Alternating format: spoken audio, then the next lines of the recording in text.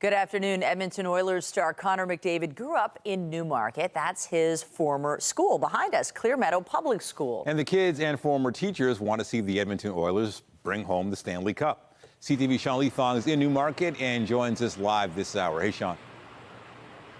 Hey, Nathan. Hey, Michelle. Well, if you look behind me, we are in Connor McDavid Square. The captain of the Edmonton Oilers is, of course, the favorite son here in Newmarket, and he grew up a Toronto Maple Leafs fan. But tonight, this is Oilers country. As we know, Game 7 of the Stanley Cup Finals, the Edmonton Oilers completing almost the most improbable comeback there possibly is. We know there's only one team in Stanley Cup Finals history that has come back from 3-0 to win the Stanley Cup. That's the 42 Toronto Maple Leafs. The Edmonton Oilers are on the verge of doing the impossible, the improbable tonight. And if they're going to do it, it has to be the guy, Connor McDavid, who gets it done. We know he's leading the playoffs in scoring, 42 points in 24 games.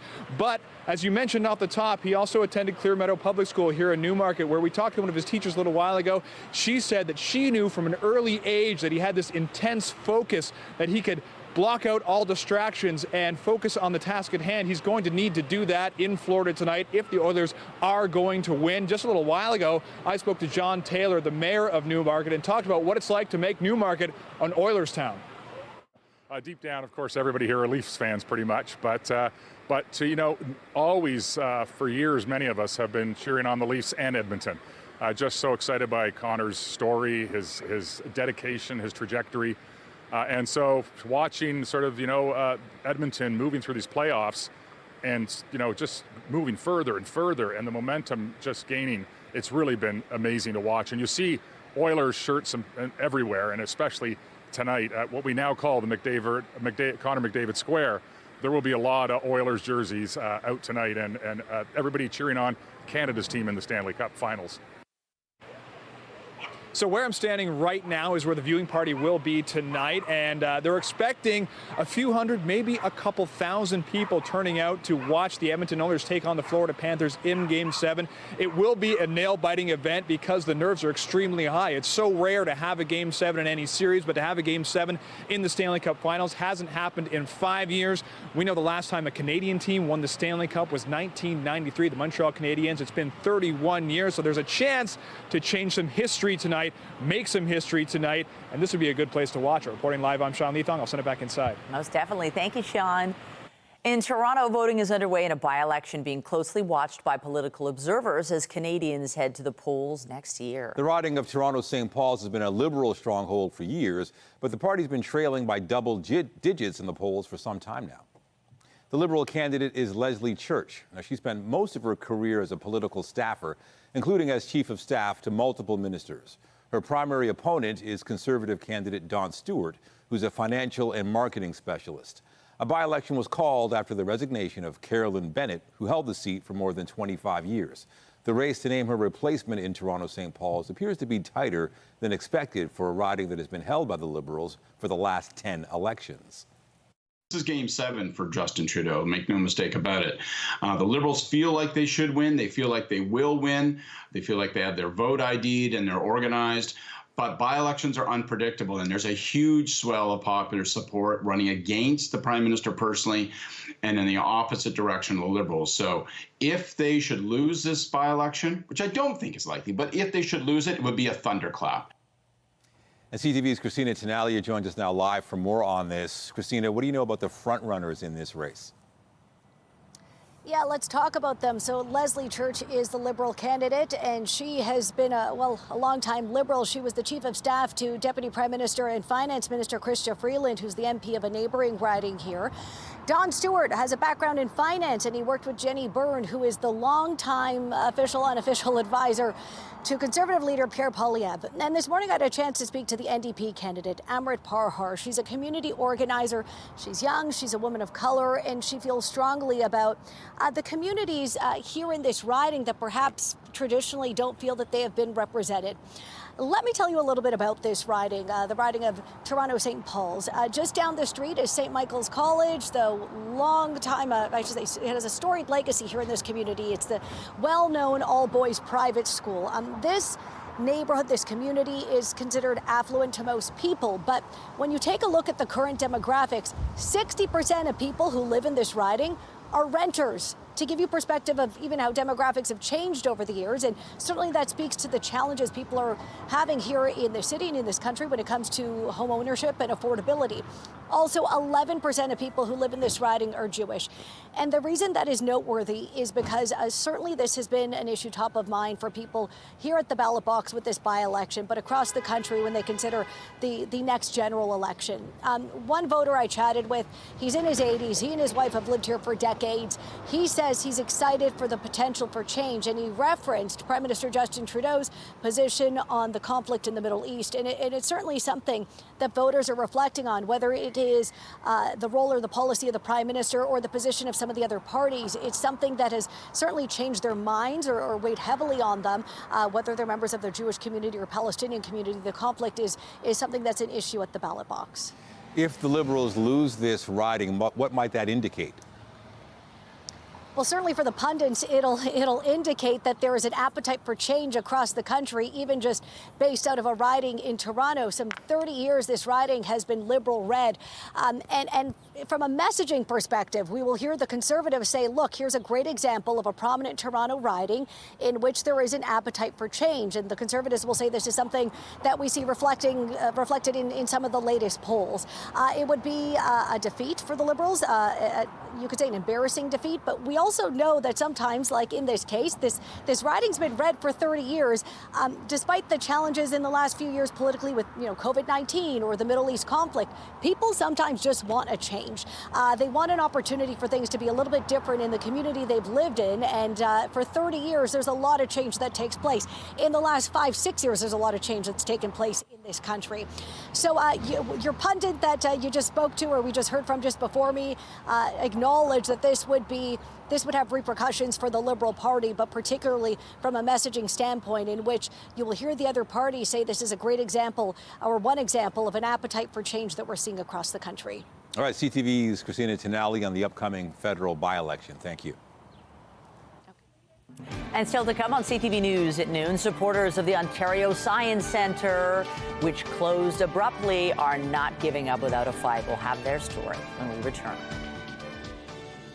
All right, time now for a check on the forecast. Clear skies. The heat wave is over. A bit of a wind chill that we're dealing with, if you can call it that, but at least we are at seasonal. Jessica Smith is here with a look at the current conditions. The weekend, we had rain on Saturday. Sunday was windy. How are things to start off the work week? A much calmer start to the day, but a northerly flow to the wind, adding a little bit of freshness, cutting into that heat and humidity, and it's a little breezy right now. The bulk of any leftover active weather far east, holding on towards Kingston through to Ottawa. Now, in and around the GTA, the kind of Golden Horseshoe, Southern Ontario, we're in that low to mid-20 range, so a significant difference, but we still have a bit of a humidex as we head into the afternoon. Winds right now out of the north sustained at 28 kilometers an hour. Gusts a little breezier out towards eastern Ontario, where they deal with the end of that kind of rain situation we had from the weekend. Through the islands over towards Pearson, we're kind of at 25 apiece. Again, the heat and humidity is still there, but it's not nearly as intense thanks to that bit of a change in the wind direction. Coming up, I'll have a full look at your long-range forecast as we settle into the summer season, but right now it's back to Nathan and Michelle. All right, thank you, Jess.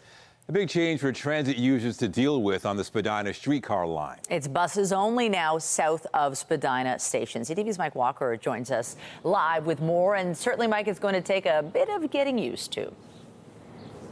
That's right, Michelle and Nathan. For at least the next 6 months, buses will be replacing streetcars along Spadina, and that means traffic could be a lot heavier. Transit riders we've been speaking with this morning anticipating delays, and they say the first real test will be the commute this afternoon when the stretch of Spadina is packed with both cars and buses. And here's why.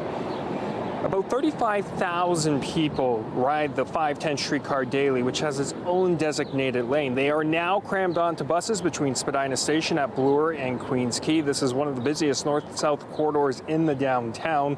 The TTC says work is being done to upgrade the overhead electrical system and to renew tracks along the stretch.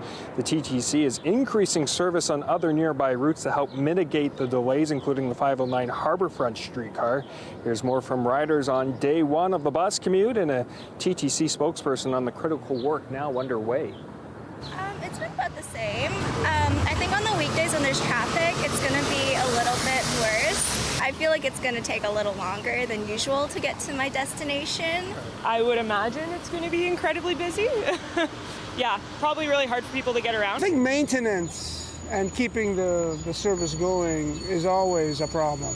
And I think that hopefully they'll fix this sooner than 6 months, Is about, upgrading, state of good repair, making sure that the reliability of the service is good. And of course, in the case of Spadina Station, accommodating that expansion on the platform to allow for more streetcars to go through Spadina Station, which ultimately is better customer service. This work is expected to take until December to complete. Both the TTC and the mayor say crews will be working day and night. The TTC adds it will be monitoring the impact closely to see if there could be other improvements made to help mitigate the delays. Reporting live, I'm Mike Walker. Back to you. All right. Thank you, Mike. The sudden impact of the Ontario Science Centre closure is still sinking in. It was abruptly closed Friday by the Ford government amid concerns the roof could collapse in the winter. But supporters are not giving up on the Science Centre without a fight. They held a rally on Sunday. CTV's John Musselman reports. A crowd of about 200 people gathered in this Midtown park to fight for the survival of the Ontario Science Centre. The provincial government announced Friday that it will permanently close due to serious structural issues involving the roof. It means the tourist site is now off limits to everyone, including students like Arushi Nath, an award-winning science fair student. It's a science center that so many kids go to every year. Kids make up 25% of the visitors, and there's so many school field trips, so many summer programs, so many summer camps, and this will have a huge impact on every kid in Toronto. Demonstrators say the government should spend the money to fix the Science Centre. Opposition politicians accuse the Doug Ford government of playing games. I really truly believe we can get it reopened. I've read the engineering report. I've looked it over. I think the government is concocting an excuse to close the Science Centre. I think everybody here knows that. And he has neglected the Science Centre. And for a fraction of the $1 billion of your money that he's using to expedite beer and wine sales, he could have invested that back into the Science Centre. I've looked at the report. The report does not say that the Ontario Science Centre needs to be shut down. It does not say that it's an imminent risk of failure. What it does say is that it needs some work. The government says the closure is about protecting the health and safety of visitors and staff at the Ontario Science Centre. The engineering report says there is an escalating risk of future failure because of the deteriorating roof panels. The repair bill is estimated at $40 million. Every building has a lifespan. The current OSC facility is more than 50 years old. November of 2023, that some of the problems associated with reinforced autoclaved aerated concrete came to our attention, and the instant it did, we began specific investigations. The government says there will be no immediate job losses with the sudden closure. All staff must vacate the building by the end of October before snowfall, which could put added strain on the roof. John Musselman, CTV News. Meantime, an association that represents science teachers is calling for an interim science center to be established if the current center remains closed. Joining us live now is Natalie Rudner, the executive director of the Science Teachers Association of Ontario. Natalie, great to have you with us. First, what went through your head last week when we got word that that was it for the Science Center? Thanks, Michelle. We were, I think it was like many science teachers across the province, I think we were stunned, saddened, and then immediately concerned for the future of STEM education for our communities, families, and the students that take advantage of the Science Centre every year. So your group is calling for some action here. Tell us what you want from the government. I think first and foremost, just a message from the provincial government that really stands behind the importance of science and STEM education for all students, families, children, throughout the entire community. But really, to do that, to make sure that they immediately establish an interim facility or some sort of facility that will allow our students and families to be able to continue to enjoy the hands-on experiences and experience the wonder and the discovery that comes with having a science center. No, go ahead. Sorry to interrupt. I was going to say, the second one really is to look at expanding alternative programming. The Science Centre is located in Toronto. It's not the easiest to get to, but at the same time, it has been a destination for students all over Southern Ontario for field trips, for school trips, graduation trips. And so being able to expand that alternative programming to expand the Ontario secondary or Ontario Science Centre programming and offerings to across the province and to ensure robust and accessible access for everybody. Let's talk about the importance of STEM education, because when you talk about the careers of today, STEM education plays right into that. And one thing that the Science Centre did really well is make science fun and understandable and interesting. Sometimes people think, oh, science, but I once gave my kids the opportunity, you want to go to Wonderland or the Science Centre? They picked the Science Centre. I was so proud. Absolutely. I think we need to recognize that, most of the careers, or 25% of today's jobs, require STEM skills, and it's only going to increase in the future with the advent of technology and artificial intelligence and all the research and science that we're doing. And so, making sure that we have that for our students is so critical. Definitely. Do you think, this was so abrupt. Have you had any communication with any levels of government in terms of, because I would imagine it'd be quite involved to set up something, even a fraction of what the Science Centre is now, in order to facilitate that kind of education?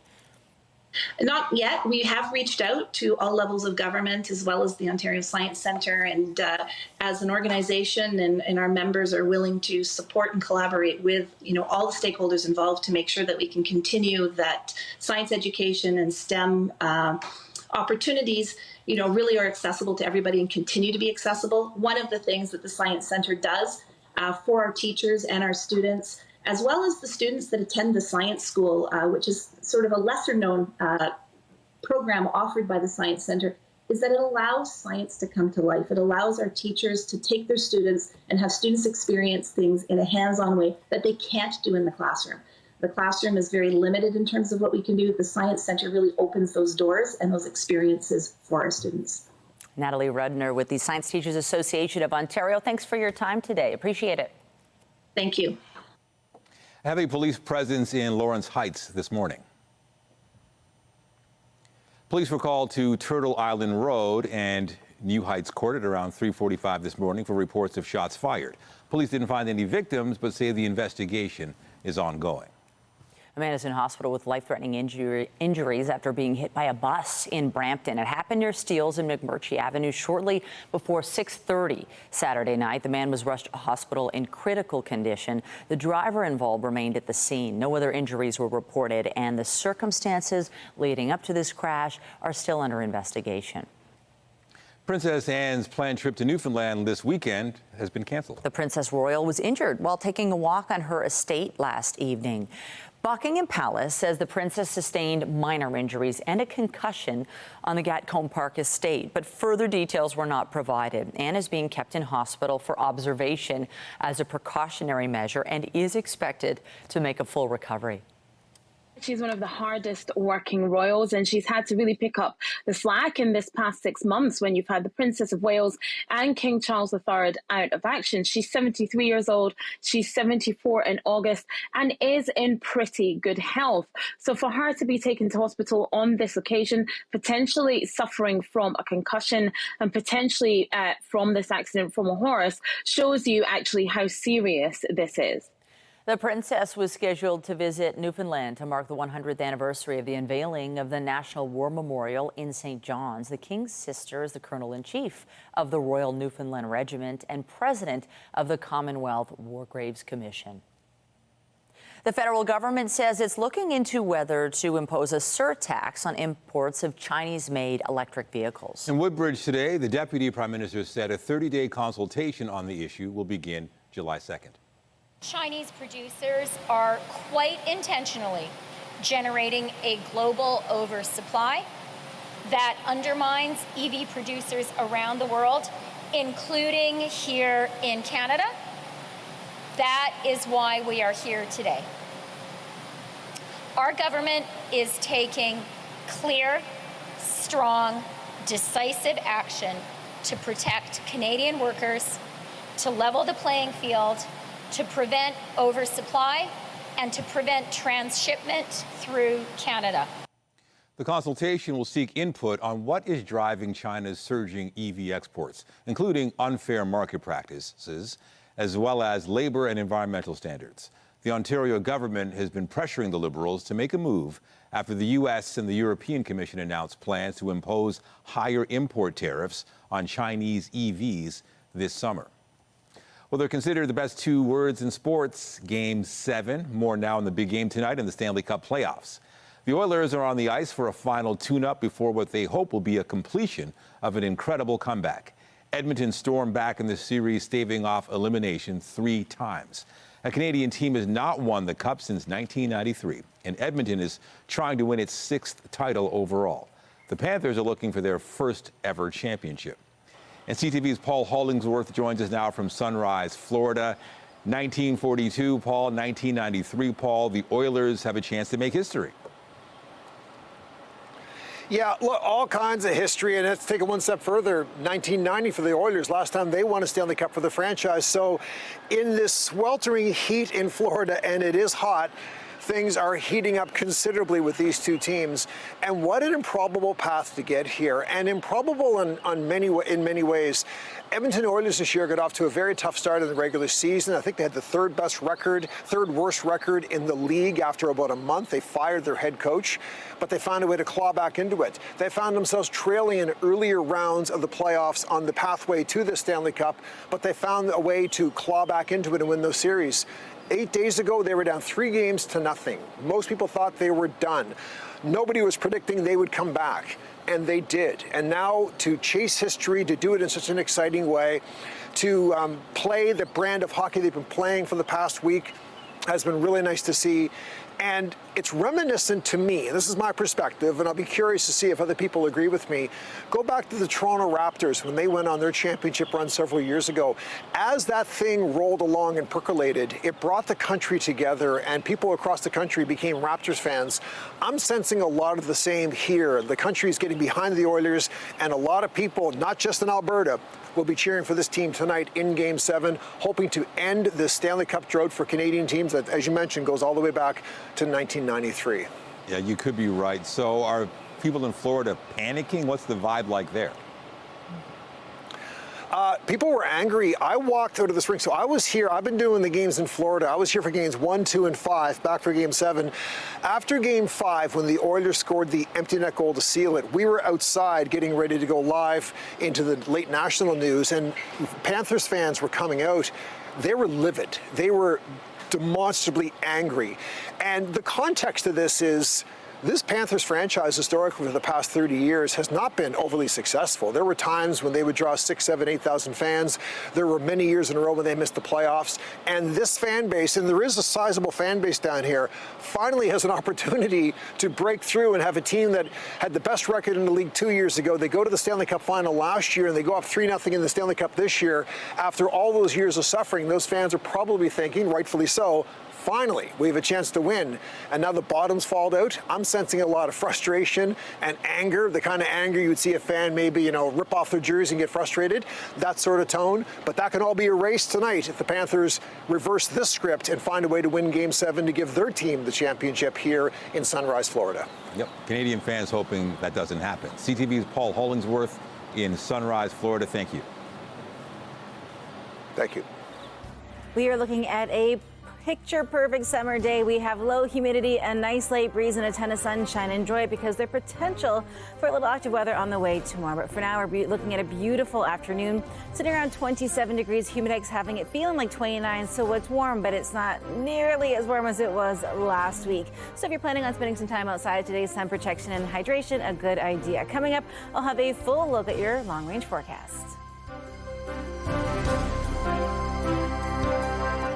Buckle up, big boy. It's Team Lisa versus Team Gordon. She can Vanderpump off. We're done. Food Stars, Wednesday at 9:10 Mountain on CTV. Glorious Monday out there for a lot of kids in the public schools. This is the final week of school, and the weather to start the day was fresh. And you really notice, compared to yesterday, we didn't have that wind, and it makes a difference of your experience of the outdoors. Yeah, it's a nice change. No heat alerts. It's like a nice, comfortable, warm summer weather, what we were all kind of hoping for. You open the textbook of summer, and this is what you get. It is beautiful outside. That wind yesterday was pretty intense, so we saw it kind of left over from the rain that we had Saturday. We had the wind kind of lingering on Sunday. If you were walking anywhere in the city of of Toronto, all the gravel and things were kind of probably on you if you were wearing sun protection. Now, a much different story today as we welcome in a brand new week with significantly lighter wind. Weather is brought to you by the Presler Law Firm. Injury lawyers, you don't pay unless they win. It is a different story as well because of wind direction. We have a northwesterly flow to the wind. So yes, there is heat. Yes, there is humidity. We do have a humidex going on today, but it is significantly easier to manage because we have a northwesterly flow to the wind. Taking a look at our temperatures, we're at 27, likely our high point for today. We could briefly maybe get up to 28, but we're feeling like 29. So that humidex is still there, but it's not nearly as dramatic as it was last week. And everybody kind of cooling down a little bit, but still returning to a much more seasonal point. Heading into the afternoon, not much of a fluctuation temperature-wise. Winds are pretty sustained around 20 kilometers an hour throughout the day. So it is beautiful from start to finish if you can get outside. Clear this evening as well, high pressure really holding firm, and we have a seasonal night, which is, again, a big change from last week. We're holding on to temperatures much closer to where we should be right across southern Ontario. The lingering active weather today is holding on anywhere kind of Kingston and east, and that's that system that we had kind of tailing out after our Saturday and Sunday. We're generally holding on to high pressure throughout the day today. We are watching, though, for maybe a line of showers that will push their way through tomorrow, but the bulk of it will be north of the downtown core. So timing everything out, it is a relatively comfortable day. The white lines on your screen, those are isobars. So the closer they are together, the windier it is. The further apart, generally the less windy it is. So we have a very moderate wind today, right around 20 kilometers an hour. Not much going on in the way of any active weather throughout the day today, but into our Tuesday, we start off with a decent amount of sunshine, but heading into the afternoon, we're looking at a line of showers kind of rolling in mid-afternoon, very brief in nature, and then they will push their way out. But we do have a much warmer day, so all that heat and humidity bubbles up, and then we look at the potential for a pop-up shower. Heading into our Wednesday, a little more cloud cover out there, but overall, it's not a bad kind of way to wrap up the school season and settle in towards the summer season, the full summer season. Temperature-wise, again, much closer to seasonal than we have been for quite some time. As we step into our Tuesday, again, those showers are likely to kind of hit midday, mid-afternoon, but we're looking at a much warmer day as well. The humidex value a little closer to the 30s, and then we start to taper off as the system pushes out. Behind it, a cooler air mass. So we settle into kind of the mid to low 20s. We dip below seasonal Wednesday and Thursday, but after that cloud cover moves out, kind of late morning Thursday, we hold on to some beautiful sunshine as we step in towards the end of the week. Looking ahead to the long weekend, a little unsettled through your Saturday and Sunday, but overall temperature-wise, not bad. Nathan, I'll send it back to you. All right, thank you, Jess. Still to come, that big red spot on Jupiter isn't as old as first thought. CTV's Dan Riskin will tell us about it after the break.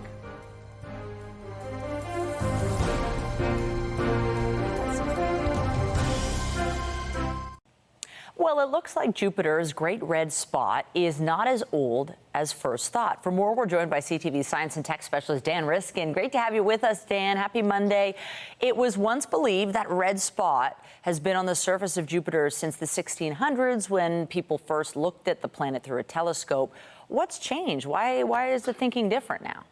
Yeah, this is a really cool study that I'm super excited about. When I look at Jupiter, and by the way, looking at Jupiter through a telescope, like an actual real telescope, and not just looking at a picture on a computer, is one of the most amazing things you can do because you can see the red spot, and it really does blow the mind. And part of what makes that so neat is that when people first invented the telescope and looked at Jupiter, they saw a spot on it, and we've always thought it's the same spot. I mean, we know it's been there for hundreds of years, but how long has it been there? Well, researchers went back and looked through all the images of Jupiter that have been made. I mean, they were all drawings for the first couple hundred years, and then photos started being made in the late 1800s. And when they look, they see there's actually a giant gap of about 180 years where you actually don't have a spot at all. So what was the spot that was seen in the 1600s seems to have disappeared, and then there was no spot for a long time. And now the great red spot we see today is not 400 years old like we thought or more. It's just 190 years old, which means it's not as long-lasting a feature as we once believed. And it's all the more reason to get out this summer, look through a telescope and see the giant red spot, because who knows, it may disappear one day and then we won't have a chance anymore. Before we move on, remind us, what is that great red spot? It's a giant storm on the surface of Jupiter that is 3 times the diameter of the Earth. I mean, it's huge. And what's really neat is it's only about 500 kilometers deep. So it's right on the surface. And we've looked at it with the Voyager spacecraft. We've looked at it with the Juno spacecraft. And it's just this this counterclockwise rotation with a bright red color surrounded by a bright white color that gives it a really nice offset. And it's just part of what gives Jupiter its look, and why it's there and how long it's going to last are questions that we're still trying to figure out. It was the dead giveaway in tests back in elementary school when you have to answer, what planet is this? You're like, oh, the red spot, I know. Yeah. It's not the one with rings, the one with the spot. Yeah, well, for now, that's right. Let's hope it stays that way, but we never know. Dan, moving on, in February, you helped us cover the Odysseus moonlander, which did reach the moon, but then mostly broke right away because it had such a hard landing. Now the private company that built it is saying the mission did result in some truly exciting data. What's the story there? Yeah, this is exciting data. I mean, the headline is the clickbait headline is that they found evidence of intelligent life on a nearby planet. The first paragraph of the story after you've clicked on it is that nearby planet is the Earth. So part of what it was trying to do was see whether it would be able to detect the techno-signatures of a planet where people are using radio waves to communicate. And to test those devices, they pointed them at the Earth, where they know people are using radio waves like we are right now to talk to each other. And so they tested this device before the landing. They got really nice data. They got about 90 minutes, and it works beautifully. And so what's really exciting about this is as NASA and private companies build future missions to go to the moon, the trick is to put one of these on the far side of the moon that faces away from the Earth and is blocked from the Earth by the moon, because there it should be totally silent. And if those ones pick up any techno-signatures, then we're talking about some other intelligent life sending a signal. So it's a very exciting move in that direction. Now, finally, Dan, back to an earthly obsession, I'd say. New study sheds light on the way all of us obsess about celebrities and finds that those obsessions might actually help us be better friends to the people we know. How does that work? Yeah, I guess it does tie in with the other ones because these are stars after all. So I guess it is still about astronomy in a way.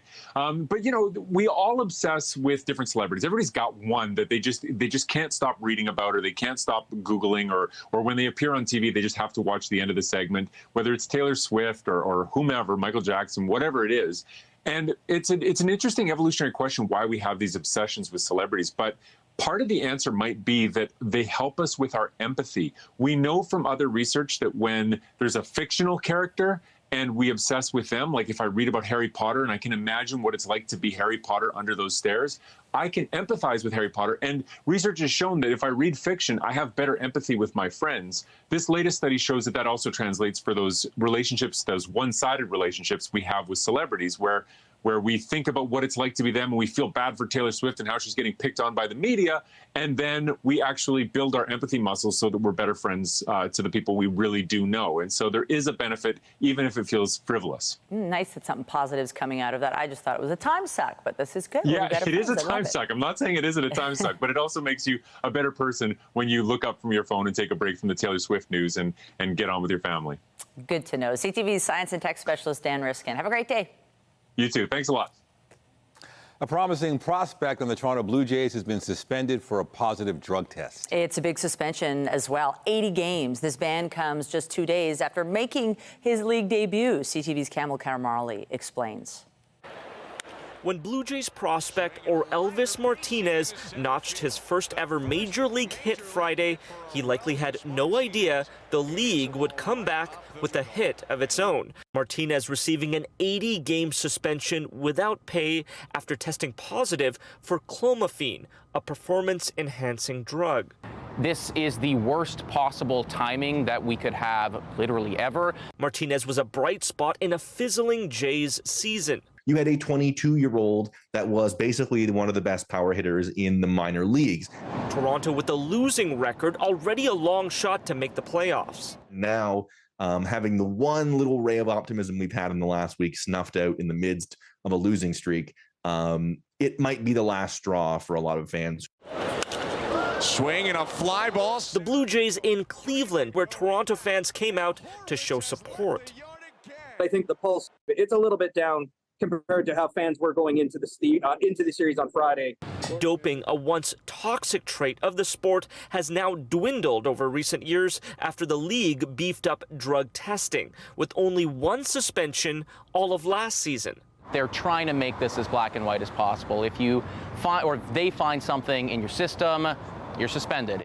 In his defense, Martinez says, "I've been trying to start a family with my girlfriend. This off-season at a fertility clinic in the Dominican Republic, we were prescribed a treatment. We trusted the doctor, who assured us this treatment did not include performance-enhancing drugs." The Blue Jays organization says it was surprised and disappointed by the suspension, and now it'll do whatever it can to make sure Elvis Martinez learns from his mistake. Kamel Karamali, CTV News, Toronto.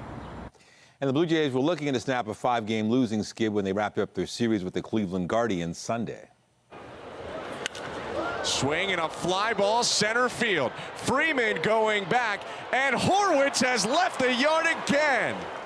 Spencer Horwitz homered twice for the Jays, but it wasn't enough. They ended up losing the game 6-5. The Jays will be back on the field tonight to begin a series with the Boston Red Sox. Still to come on CTV News at noon, a city in eastern Ontario is losing its only movie theater. We'll have the story when we return. Get Toronto's top stories, breaking news alerts, and watch live. Download the CTV News app. The only first-run movie theater in the Brockville area is closing next month. And that will leave movie buffs in the Ottawa Valley without a movie theater in their own backyard. CTV's Jack Richardson has the story. What's better than going to the movies on a rainy Sunday? Nothing compares to the big screen. But soon, Brockville won't be able to offer that theater experience. Galaxy Cinemas is set to close in a few weeks. This was the place to come, and now it just seems like it's losing its luster. It's very sad. I know the Art Center still puts on movies, but it's very sad that this establishment is closing after 18 years. The theater opened in 2006 and will close just before its 18th anniversary, something Brockville residents are disappointed to hear, even if they aren't regulars. It's just a day out. It's just nice to do something different because we don't come often, but we will miss it because the opportunity is there. We just don't use it. But I'm sure it will be missed by a lot of people. In a statement last month, Cineplex said they made the very difficult decision to let their lease expire. Any reason beyond that was not provided. It was a little disappointing because now we'll have to travel, either go to Kingston or Ottawa to go, but so we're sorry to see it go. Once it closes, the next closest Cineplex theaters to Brockville are in Barhaven, Kingston, or Cornwall, and each one is about an hour drive away. A trip that some aren't sure they'll make. It's probably less appetizing to go all the way to Kingston versus coming here. We live in Athens, so like to come here 20 minutes away versus a half hour or an hour going anywhere else. So yeah, it's hard to say. The theater appeal is worth the trip for some people. It's the same reason you go to a hockey game. It's the same reason you go to a concert. Yeah, you can watch it at home, but the person who made the movie intended for you to see it with a bunch of other people on a huge screen with lots of sound and overpriced popcorn and pop. That's the way it is, and that's the way it should be. Others don't come for the movies at all. I'm not really here to see a movie. I'm just here to play some games. Jack Richardson, CTV News, Brockville. Talks are resuming today between Bombardier and the union for its striking aircraft assembly workers in Toronto. More than 1,300 workers are off the job after both sides failed to reach a deal over the weekend. The employees launched a walkout yesterday at Bombardier's aircraft manufacturing facility at Pearson Airport. The company says it's still talking and hopes to reach an agreement with the union soon. Neither side is discussing specifics of the negotiations. There are growing calls for a public inquiry to tackle a safe sport crisis in Canada. A deeper dive into governing bodies is being sought amid concerns some have failed to protect victims of abuse. CTV's Colton Prale has the details. Canada's sporting landscape back under the microscope. A new parliamentary report says a public inquiry is needed to shed light on the reality of those suffering abuse in sport. My experience is about abuse, trauma, maltreatment, collusion. My response is the same as all the other athletes, right? And what a lot of their legal experiences are. Ottawa announced a federal commission on safe sport in December, but activists say it lacks the legal powers to make real change. If you're not developing solutions and understanding the full scope of the problem, obviously the consequence is that the abuse continues, that the system doesn't change. The new report also recommends legislation banning the use of non-disclosure agreements by national sporting organizations, like the one Hockey Canada signed with the woman who was allegedly sexually assaulted by members of the 2018 World Junior team. Just take action. Last year, this senator proposed a bill to do exactly that. They're a fast and easy way to take something that's seen as a problem and tuck it away, shut the people up. In a statement, the sport minister wouldn't commit to a public inquiry, but says the government has used funding agreements to prohibit the use of NDAs that would restrict the rights of athletes. Critics argue legislation is the only way to guarantee compliance. The ongoing federal commission ends next summer and consults with sporting bodies and survivors of abuse. A national summit will be held to review the initial findings and ways to improve Canadian sport. Colton Prail, CTV News, Ottawa. Coming up, a Canadian clothing maker gets a boost from a rapper. Stay with us.